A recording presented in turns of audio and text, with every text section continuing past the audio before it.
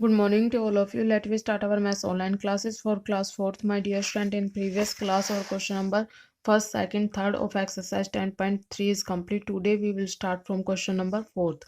Convert the following into hectogram, decagram and gram. Student, question number 4 के each parts में given units को hectogram, decagram और grams में एक साथ convert करना है. So let's start. Student question number 4 के इच पार्ट में गिवन ग्राम यूनिट्स को पहले हेक्टाग्राम में कन्वर्ट करेंगे, उसके बाद जो रिमाइंडर बचता है उसको डेकाग्राम और ग्राम में कन्वर्ट करेंगे.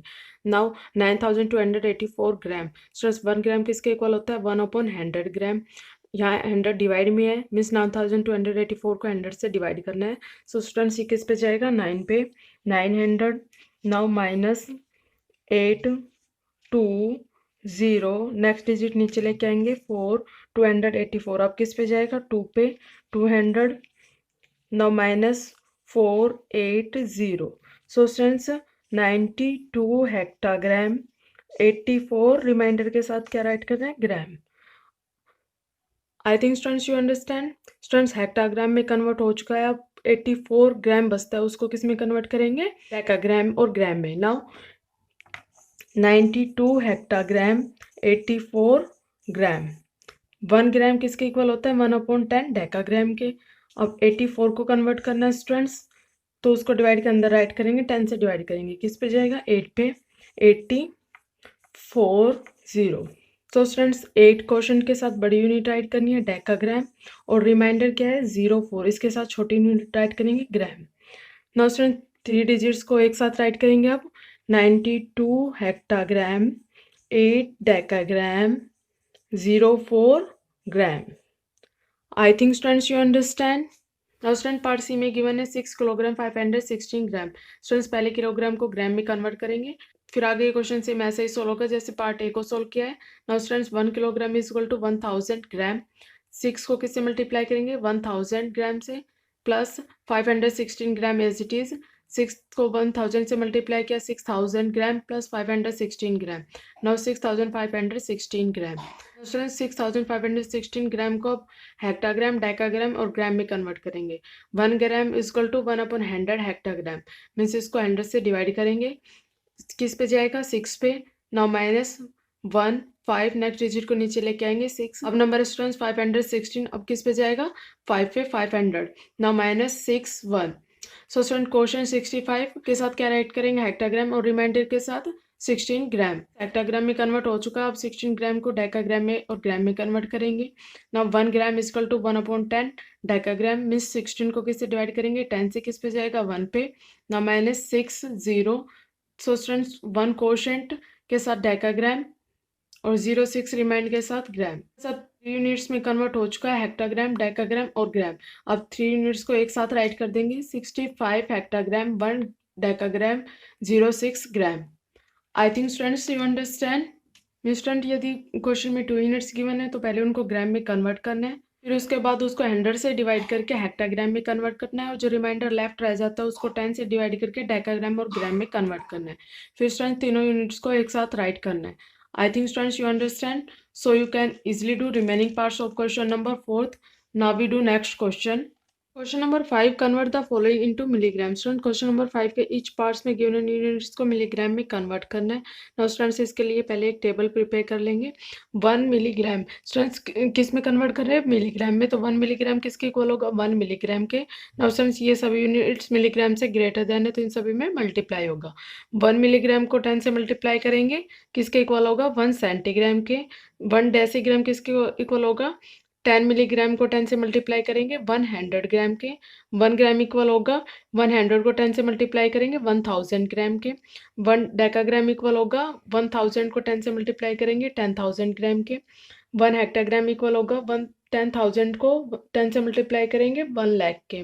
नाउ 1 किलोग्राम इक्वल होगा 1 लाख को 10 से मल्टीप्लाई करेंगे 10 लाख के. आई think students you understand. Means right hand side से फर्स्ट कॉलम की वैल्यू को 10 से मल्टीप्लाई करके नेक्स्ट कॉलम में राइट करना है, वो नेक्स्ट कॉलम की यूनिट की वैल्यू होगी. I think students you understand. Now we start our questions. Part A में गिवन है 18 सेंटीग्राम. 1 सेंटीग्राम किसके इक्वल होगा स्टूडेंट्स, अब आप टेबल से इजीली वैल्यू देख सकते हैं 10 मिलीग्राम के. नाउ 10 मिलीग्राम किसको कन्वर्ट करना है 18 सेंटीग्राम. सो स्टूडेंट्स 18 को किससे मल्टीप्लाई करेंगे 10 मिलीग्राम। नाउ स्टूडेंट 18 को 10 से मल्टीप्लाई किया 180 milligram. I think students you understand. Now we do next part D 40 gram 20 decigram. Students इसमें हमें 2 यूनिट्स गिवन है, दोनों को ही मिलीग्राम में कन्वर्ट करना है। Now 1 gram is equal to 1000 milligram. Students easily आप टेबल से वैल्यू राइट कर सकते हैं। 1 ग्राम किसके इक्वल है 1000 ग्राम के। 1 decigram is equal to 100 gram. Now 40 gram 20 decigram is equal to 40 को किससे मल्टीप्लाई करेंगे 1000 मिलीग्राम से, प्लस 20 डेसीग्राम 20 को किससे मल्टीप्लाई करेंगे 100 मिलीग्राम से। नाउ 40 को 1000 से मल्टीप्लाई किया 40,000 मिलीग्राम, 20 को 100 से मल्टीप्लाई किया 2000 मिलीग्राम। नाउ स्टूडेंट्स इन दोनों को ऐड करेंगे 42,000 milligram. I think students you understand. So you can easily revise remaining parts of question number 5. Students you do complete question number 4 and 5 in your fair notebook with neat and clean handwriting. Thank you students. Have a nice day. Good morning students. Today I will start your SST class online, dear students, for class 4th. Today's our topic is chapter number 9, dear students. In our previous video we read chapter number 9 half. Today we will start the reading of deciduous forest. These forests are also known as monsoon forest. In forest को monsoon forest के नाम से भी जानते हैं. The trees here shed their leaves every year in the dry season. इस reason के जो ट्रीज हैं, इस एरिया के जो पेड़ हैं, वो लगभग पूरे साल अपनी पत्तियों को गिराए रखते हैं सूखे मौसम में, ड्राई सीजन में. Sal, teak, semul, mahua, bamboo and sandalwood are the common trees of the monsoon deciduous forest. Monsoon deciduous forest जो है उसके अंदर साल, टीक और जो बैम्बो वगैरह, बैम्बो, सैंडलवुड आदि जो ट्रीज है वो कॉमन ट्रीज हैं, यहाँ पर पाए जाते हैं. They are found on the foothills of the Himalaya. ये हिमालय के नीचे जो छोटी छोटी पहाड़ियाँ हैं, फुट हिल्स हैं, उनके अंदर पाए जाते हैं ये forest. Deciduous forest are also found in Madhya Pradesh, some part of Maharashtra, Tamil Nadu, Kerala, Karnataka, Andhra Pradesh, Bihar and Orissa.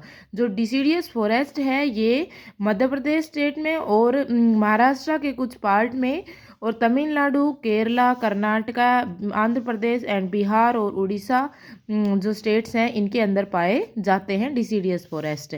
Next is thorn and scrub forest, यानी कि कांटेदार और झाड़ी वाले जो फॉरेस्ट है वो. These forests consist of thorny trees and scrubs. ये जो फॉरेस्ट है ये कांटेदार पेड़ और झाड़ियों इंक्लूड होती हैं इनके अंदर. They are mostly found in the desert area of Rajasthan. ये जो है मुख्य रूप से कहाँ पर पाए जाते हैं राजस्थान के डेजर्ट एरिया में, मरुस्थल क्षेत्र में. And in the dry areas of Punjab, Haryana, Madhya Pradesh, Uttar Pradesh, Maharashtra, Gujarat, Karnataka, Andhra Pradesh and Tamil Nadu.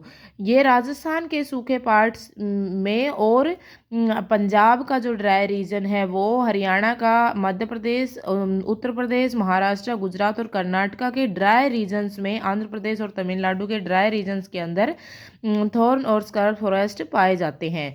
In these areas only thorny scrubs and trees grow because of the scanty rainfall. क्योंकि ये जो एरियाज हैं इनके अंदर कांटेदार और झाड़ीदार ही पेड़ ग्रो हो पाते हैं, क्योंकि ये जो रीजन है यहाँ पर बहुत कम बारिश होती है. These trees have no leaves. इन पेड़ों की कोई पत्तियाँ नहीं होती हैं. Thorns protect these them from wild animals. इनके जो कांटे होते हैं वो उनको जंगली जानवरों से बचाते हैं पेड़ों को. Cactus, kikar and babul are common thorny trees. Cactus, कीकर और बबूल जो है वो मुख्य रूप से कांटेदार पेड़ हैं, थॉर्नी ट्रीज हैं. Kikar is a small tree that grow to a height of only 7 metre. कीकर जो है वो एक छोटा पेड़ है जो केवल 7 मीटर ही ग्रो हो पाता है. Leather manufacturers use it's box. Leather जो निर्माण कार्य किए जाते हैं वो इसकी बाक्स का यूज करते हैं. So dear students, I hope you understand. Thank you. You read this chapter. Thank you. Hello students, a very healthy morning to all of you. Now we will start our video of class 4th English reader. In our last video we have completed our question number 1, 2, 3 and part E and F. Now we will start from part G. Answer the following question. So let's start. Chapter number 13. Part G. Answer the following question. Question number first. Why was Mr. Jain proud of the stranger? Mister Jain को, श्रीमान जैन को, जो stranger थे, अजनबी थे, उन पर गर्व क्यों था? Answer, because one little act of his kindness and goodness changed his life. क्योंकि एक छोटे से उनके दयालुता और अच्छाई के कार्य ने उनकी लाइफ को बिल्कुल बदल दिया था. Question number second. What did Mr. Jain give the thief and why? श्रीमान जैन ने क्या दिया किसको? थीफ को, और क्यों? Answer, mister Jain gave him a bag of silver coin because many years ago the thief gave a gift on his birthday which was a gold coin. क्योंकि कई साल पहले जो कौन थे? स्ट्रेंजर थे, वो उनके बर्थडे पर आए थे और उनको एक क्या दिया था? गिफ्ट दिया था, जिसके अंदर क्या था? एक गोल्ड कॉइन था. इसलिए मिस्टर जैन ने उनको एक सिल्वर कॉइन से भरा हुआ क्या दिया था? बैग दिया था. और question number third is, What precious gift did Mr. Jain receive on his birthday? जो श्रीमान जैन थे, उनका जन्मदिन था चैप्टर में, और उनको जो उनके जन्मदिन पर क्या गिफ्ट, जो कीमती गिफ्ट था, वो मिला था. तो आंसर होगा, mister Jain was deeply mood. Mister Jain गहराई में चले जाते हैं उनसे टॉकिंग करते हुए. I am proud of you, और कहते मुझे तुम पर गर्व है. ही सैड, उन्होंने कहा, one little act of kindness has multiplied 100-fold, कि तुम्हारे एक छोटे से दयालुता के कार्य ने मेरी जो लाइफ है वो 100 गुना क्या कर दी है? वृद्धि कर दी है उसमें. आफ्टर सम टाइम ही सैड, कुछ समय पश्चात उसने कहा, you have given me the most precious gift I have ever received.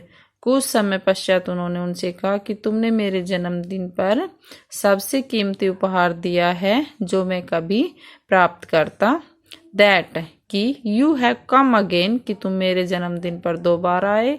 On my birthday, कि तुम मेरे जन्मदिन पर यहाँ दोबारा से आए. So students, please right this question answer in your notebook. Thank you. Have a nice day. Good morning all of you. Today I will start your science class online. Dear student, in our previous class we discussed question answer of chapter 6. Today we will do remaining question answer. So let's start.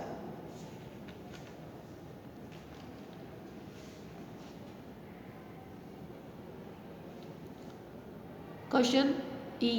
How are HOW, how are ARER, tooth, TWOTH, tooth, decay, DECAY, decay, and AND, cavities, CAVITIES, cavities caused, CAUSED, caused. Tooth decay, TWOTH, tooth decay is the, IS is the, THE the result, RESULT result of, of, NANN infection, INFECTION infection, with WITH with certain, CERTAIN certain types, TYPES types of bacteria, BACTERIA bacteria that, THET that, use, USE use, sugars, SUGARS sugars, in iron in food, FWD food, to TO2 make, MAKE make, acids, ACIDS acids. Tooth decay क्या होता है? ये result किसका है? Of an infection with, हमारी जो दांत है, टीथ है, उसमें सर्टेन टाइप्स ऑफ बैक्टीरिया लग जाते हैं. तब जब हम क्या करते हैं, खाने में क्या लेते हैं? सुगर्स इन फूड, और वो किस में चेंज हो जाते हैं? फिर एसिड में. जो ये एसिड्स है, these acids, THEC these acids, ACIDS acids can, CAN can make, MAKE make a cavity, CAVITY cavity और hole in the tooth, TWOTH tooth. जो ये एसिड्स है फिर क्या बना देते हैं? दांत में होल या कैविटी बना देते हैं. तो इससे क्या होता है? ये टूथ डिके होता है. अब हमारे क्वेश्चंस आते हैं टिक द करेक्ट। अब देखो question 6, tick the correct option. Number of milk teeth a child has, NUMBER number of milk MILK milk teeth TWTH teeth a child has, number of कितने milk teeth होते हैं एक बच्चे के पास, तो कितने आएंगे 20। B PART part of the THE the teeth TWTH teeth visible VISIBLE visible and AND and not NOT not covered COVERED covered by the gum GUM gum, तो क्या आएगा इसमें crown. C teeth that are bigger TWTH teeth that THET that RARE are bigger BIGGER bigger stronger STRONGER stronger and have HAVE have rises RIDGES rises which WHICH which make MAKE make them THM them useful USCFUL useful for crushing CRUSHING crushing and grinding GRINDING grinding food। Teeth जो बिगर होते हैं stronger होते हैं और वो किस में useful होते हैं, crushing and grinding of food, तो कौन से टीथ होते हैं वो प्रीमोलर्स। कौन से आएंगे premolars PREMOLARS premolars.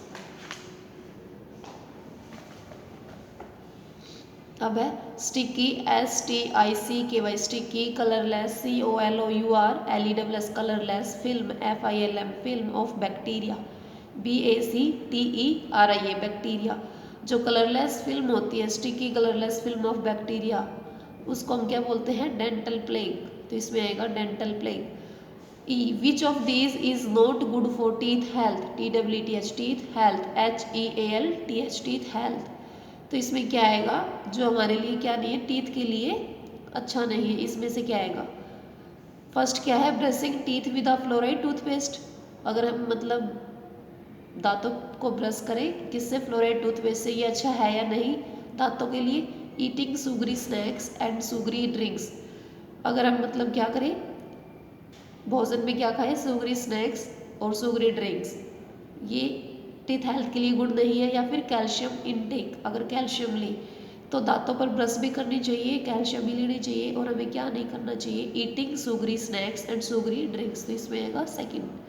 Thank you student, I hope you understand, you also learn and right this question answer in your fair notebook. Thanks.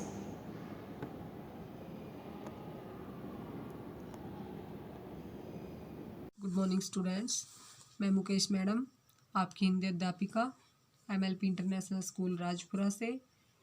बच्चों आज कक्षा 4 में करेंगे हम पाठ 13 मुसीबत का हल। बच्चों पाठ शुरू करने से पहले हम पढ़ेंगे शिक्षण संकेत। प्रस्तुत पाठ में लेखक ने एक ऐसे राजा की कहानी बताई है जो अपने पैर में जमीन की धूल लगने से अपने मंत्री पर काफ़ी नाराज होता है और पूरी पृथ्वी धूल मुक्त करने के लिए चमड़े से मढ़ने की आज्ञा देता है। लेकिन क्या यह संभव था? नहीं। अतः एक दिन एक बूढ़े चर्मकार ने पूरी पृथ्वी को चमड़े से मढ़ने के बजाय राजा के पैर के नाप का चमड़े का जूता बनाकर राजा के पैर को धूल मुक्त कर दिया। पुराने जमाने की बात है, एक था राजा और एक था उसका मंत्री। राजा का नाम था चंदन सिंह और मंत्री का नाम था नंदन सिंह। एक दिन चंदन सिंह बोले, सुनो जी नंदन सिंह, जब कल हम राज्य में घूमने निकले तो हमारे पैरों में धूल लग गई। हमारे राज्य की धूल की यह मजाल कि वह हमारे पैरों में लगे। लोग कुछ काम नहीं करते, जल्दी इंतजाम करो वरना किसी की खैर नहीं। राजा की बात सुनते ही नंदन सिंह थर थर कांपने लगा और हाथ जोड़कर बोला, अन्नदाता, धूल आपके चरणों को स्पर्श न करेगी तो फिर हम लोगों को आपकी चरण धूली कैसे मिलेगी। राजा बोले, नंदन सिंह, बात तो तुमने पते की कही, पर हम धूल से परेशान हैं। जैसे भी हो पहले इस धूल का इंतजाम करो, नहीं तो तुम्हारी खैर नहीं। राजा की आज्ञा सुनकर मंत्री नंदन सिंह की आंखों के आगे अंधेरा सा छा गया। राज्य में जितने भी वैज्ञानिक और पंडित थे, सबको नंदन सिंह ने बुला भेजा। उनकी सभा हुई। चश्मा चढ़ाकर वे सब विचार में डूब गए। धूल को दूर करने का फिर भी उन्हें कोई उपाय नहीं सूझा।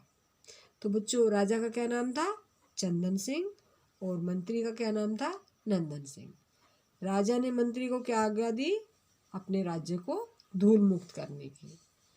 और इसके लिए मंत्री ने क्या किया?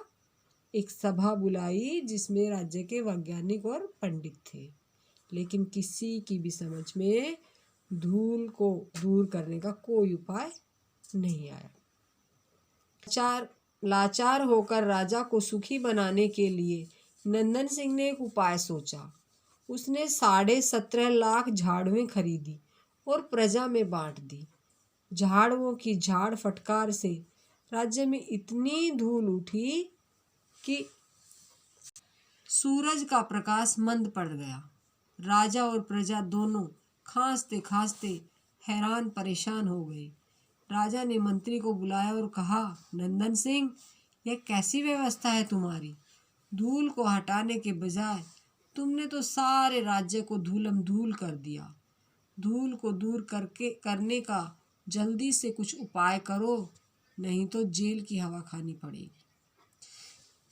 तो बच्चों, नंदन सिंह ने कितनी झाड़ुएं खरीदी? 17.5 लाख। और झाड़ुओं की वजह से क्या हो गया? सारा राज्य धूलम धूल हो गया। इससे राजा और ज़्यादा परेशान हो गया। यह सुनकर नंदन सिंह सिर पर पांव रखकर भागा। अब उसने 21 लाख भिस्तियों को धूल पर पानी छिड़कने की आज्ञा दी। कितने भिस्तियों को? 21 लाख। छिड़कावे में इतना पानी खर्च हुआ कि कुएं और तालाब खाली हो गए। नगर के लोग प्यासे मरने लगे। जिधर देखो उधर कीचड़ ही कीचड़ हो गई। राजा ने फिर नंदन सिंह को बुलाकर डांटते हुए कहा, नंदन सिंह, तुमने पहले हमारे राज्य को धूलम धूल कर दिया, अब तुमने सारे राज्य में कीचड़ फैला दी। जल्दी कुछ इंतजाम करो, नहीं तो याद रखो सूली पर चढ़ा दिए जाओगे। घबरा कर नंदन सिंह मंत्री ने तुरंत मंत्रिमंडल की बैठक बुलाई। मंत्रियों ने सलाह दी कि धूल से बचने के लिए सारी धरती को चमड़े से मढ़ देना चाहिए। इस अनूठी सूझ पर प्रसन्न होकर नंदन सिंह दौड़ा दौड़ा राजा के पास गया और कहने लगा, महाराज, मिल गया उपाय। इस धूल भरी धरती को चमड़े से मढ़वाकर आप सदा के लिए निश्चिंत और प्रसिद्ध हो जाइए। राजा को यह उपाय पसंद आया। उसने आज्ञा दी, राज्य के होशियार चर्मकारों को तुरंत हमारे सामने पेश किया जाए। तो क्या सलाह दी मंत्रिमंडल की बैठक ने? कि पूरी धरती को चमड़े से मढ़ देना चाहिए। और राजा ने किनको बुलाया? राज्य के चर्मकारों को। राजा के सिपाही 10 दिशाओं में दौड़े।